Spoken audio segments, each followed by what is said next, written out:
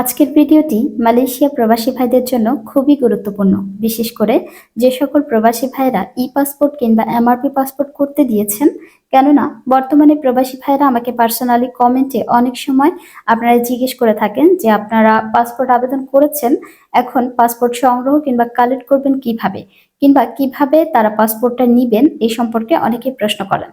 তো সেই সমস্ত প্রবাসী ভাইদের জন্য ভিডিওটি খুবই গুরুত্বপূর্ণ।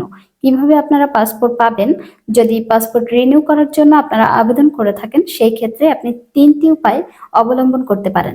প্রথম উপায়টি হচ্ছে, আপনি যদি বাংলাদেশ ডিপার্টমেন্টের যে পাসপোর্ট ওয়েবসাইট বা বাংলাদেশ হাই কমিশনের যে ওয়েবসাইট রয়েছে, সেখানে গিয়ে যদি দেখেন আপনার পাসপোর্ট বাংলাদেশ থেকে মালয়েশিয়া চলে এসেছে, তাহলে সেই ক্ষেত্রে আপনি আপনার পাসপোর্ট যদি ইমার্জেন্সি দরকার হয়, তাহলে আপনি বাংলাদেশ হাই কমিশনে গিয়ে সরাসরি আপনার পাসপোর্টটি সংগ্রহ করতে পারবেন। এক্ষেত্রে একটি বিষয় হচ্ছে, আপনি যদি পাসপোর্ট করে থাকেন আর ই পাসপোর্ট করে থাকেন, এই ক্ষেত্রে আপনাকে ই পাসপোর্ট নিয়ে এক্সপার্ট সার্ভিস কুয়ালালামপুর অফিসে অ্যাক্টিভ করতে হবে।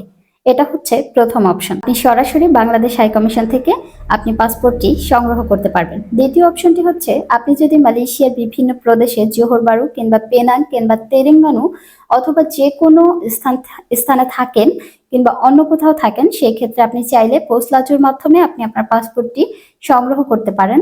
আপনার নিকটবর্তী এলাকায় যে পোস্টলাজু আছে, ওইটা সিলেক্ট করে আপনি আপনার পাসপোর্টটা সংগ্রহ করতে পারেন সহজেই। এখন ৩ নম্বর যে অপশনটা রয়েছে, সেটা হচ্ছে, আপনি যদি চান বিভিন্ন সময় বিভিন্ন মাসে বাংলাদেশ হাই কমিশন পাসপোর্ট যে ডিপার্টমেন্ট রয়েছে, তারা বিভিন্ন প্রদেশে কনসুলার সেবা প্রদান করে থাকে, সেই ক্ষেত্রে আপনি একটি অ্যাপয়েন্টমেন্ট নেবেন এবং অ্যাপয়েন্টমেন্ট নিয়ে সেই কনসুলার সেবা থেকে আপনি আপনার পাসপোর্টটা সংগ্রহ করতে পারেন। যেমন আপনি যদি পেনাংয়ে থাকেন, যেই মাসে যে তারিখে বাংলাদেশ পাসপোর্ট ডিপার্টমেন্টের কনসুলার টিম যাবে, তারা কিন্তু যাওয়ার আগে একটি বিজ্ঞপ্তি দিয়ে থাকে। আপনি সেই বিজ্ঞপ্তি অনুযায়ী আগে থেকেই আপনি অ্যাপয়েন্টমেন্ট নেবেন এবং যখন তারা সেই দিন, তারিখ, সময় এবং প্রদেশ অনুযায়ী যাবে, আপনি গিয়ে তাদের সাথে যোগাযোগ করে আপনার পাসপোর্টটা নিয়ে আসতে পারবেন। এভাবে আপনি পাসপোর্ট সংগ্রহ করলে আপনাকে কুয়ালালামপুর কিংবা পোস্টলাজুর মাধ্যমে পাসপোর্ট সংগ্রহ করতে হবে না। আশা করি ভিডিওটি আপনাদের উপকারে এসেছে। যদি উপকারে এসে থাকে, তাহলে অন্যান্য প্রবাসী ভাইদের কাছে ভিডিওটি শেয়ারের মাধ্যমে ছড়িয়ে দিন, যেন তারাও উপকৃত হতে পারে। ভিডিওটি ভালো লাগলে লাইক করবেন, কমেন্ট করবেন। ধন্যবাদ।